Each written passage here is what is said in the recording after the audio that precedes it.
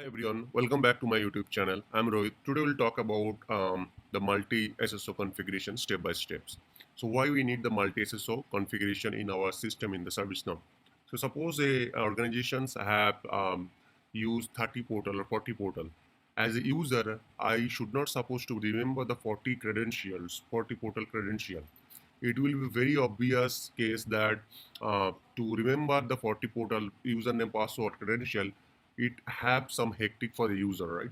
For that, what we can do, whenever the user can remember one credential on the Active Directory credential, and whenever the user will be login, it will be redirect them to that actual the Active Directory, and then they are in the Active Directory, they can put their credential, or else if they log in through their desktop with their Active Directory credential, they don't need even at all give the credential, and then it will be auto login. Otherwise, they can just put the Active Directory credential and it will be login. So that's way you can configure your SSO. So first, let's see how the SSO looks like, and then I'll show you that how we can configure. So when I am trying to log in my instance, it is automatically redirecting me to that SSO page, and here I need to put my credential. Once I put the credential, I should be able to this is the additional step for that Active Directory. But once I put this authentication is done, I should be automatically log into the dev instance. So I don't need to remember my credential for this instance anymore. So that's how the SSO works normally. So now we are going to configure that SSO one by one. So listen carefully, and then if you want, you can note it down all the steps.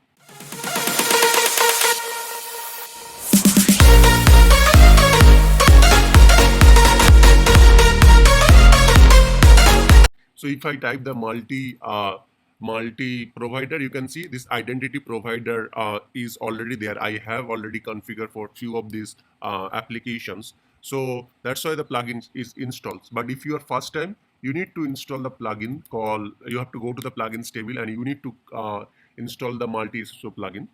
I'll show you that what is the plugin name. So in the plugins table, you have to type the SSO, and if you scroll down inside that, there is a one module called integration multi-provider single sign-on enhanced module. You need to install this plugin, and then once you install the plugins, I already installed that. So once you install this plugin, you will be able to see in the left navigation, you will be able to see this module. So your first steps is to install a multi-SSO enhanced these plugins. I already installed that, so you have to install first time if you are using the first time. Secondly, you need to identify that for which Active Directory or which service you want to integrate. So where your user database is actually present. So your user database have to have present in some Active Directory. For that, I am actually using the SSO Circle. So this is the one SSO Circle website which help you to, you need to create a credential there. That will actually help you to test your SSO. So I am using the SSO Circle. You can use any of this Okta, AD, any of this application for these integrations. So you have to identify that where your actual database is there. But the setup for all the application are the mostly pretty much same. A plugin is installed. Now go to the identity provider, and here you need to create a new identity provider. So once you click the identity provider and click new, there is the options called Digest, SAML, and Open ID Connect. Our case is the SAML. We are going to select the SAML. Once you click the SAML, the page is open. Along with that, there is a one URL and XML file. Those two options is there. In this page, this URL or the XML will be provided by your SSO service provider. Our case is the SSO Circle, so I have to collect this URL or XML from this SSO Circle. So what I am going to do that, I am going to SSO Circle page, and then from there, I click the manage metadata, and once I click that, there is a SSO Circle public IDP metadata. I have to click that. So I have to collect this URL from there and then copy that and paste here.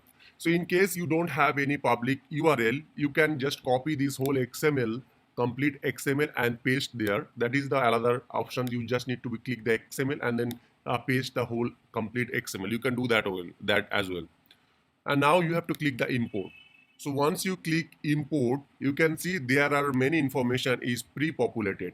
Pre-populated means the name, identity provider name, identity, authentication, single sign-out, logout, everything is pre-populated. You don't need to do anything.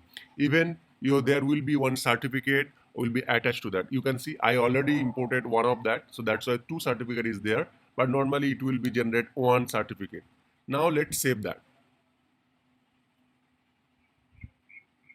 So once you save this identity provider, you need to see one more things. You need to go to your profile and then set your username or email address to that similar to this in your profile. If you go to my profile, I have this email address. Copy that email address and then paste into this email address. So because we are going to identify the email address with the same email address, okay?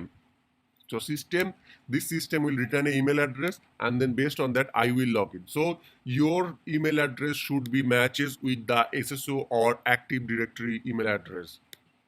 If I go to this my SSO circle and then go to the manage metadata, you need to add the service provider here. You need to put the service provider name here. Okay, and here you need to put the SAML XML here. So what we will do that, copy this name here and paste there. We'll select all this attribute and then go back to here, click generate metadata. It will be generate a metadata, copy this metadata and then paste that metadata here and click submit. So you can see it is saying right now metadata successfully imported. So our first manage, if you go to the manage metadata, it will be says that this is your service provider and this will be the expiry time. As it is a trial pack, it has some expiry date also, but actual system doesn't have any expiry date. So now what we'll do, next step is that again we have to click the test connection. So once I click the test connection, it is redirect to that actually the SSO page, and here I need to put my credential. I'm putting my credential here. As I mentioned that if you are in an Active Directory system, you don't need to put your credentials, but otherwise, if you are not in the Active Directory system, you need to put the Active Directory credential. It means that I need to put my Active Directory credential. Once you put your credential and click that I am not a reward because this is coming for this SSO site only. Once you put that, your test connection is done. You can see everything is done and you just need to click active. So these steps will be done for first time, okay? So you're right now, this SSO is right now activated and then you can do one thing. You can set as a auto redirect IP. You just need to select that so that whenever you log in, it will be automatically redirect. It won't ask you for the credential. So you just check that on also. So now you have to go to these properties and you have to enable these SSO. So just save that. So everything is done. Now I will log out from this system. So when I am trying to log in my instance, it is automatically redirecting me to that SSO page. And here I need to put my credential. Once I put the credential, I should be able to log. This is the additional step for that Active Directory.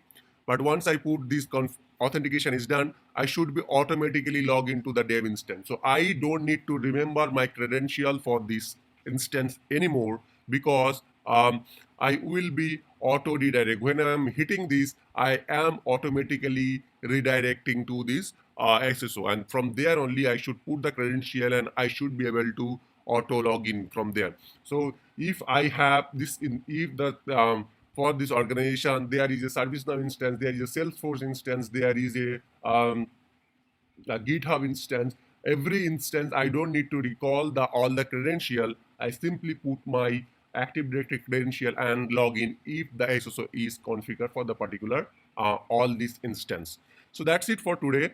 I hope you are able to learn how to configure the SSO step by steps. If you have any question, please let me know in my comment sections. And if you like my video, please subscribe, share, and like. Thank you very much. Have a good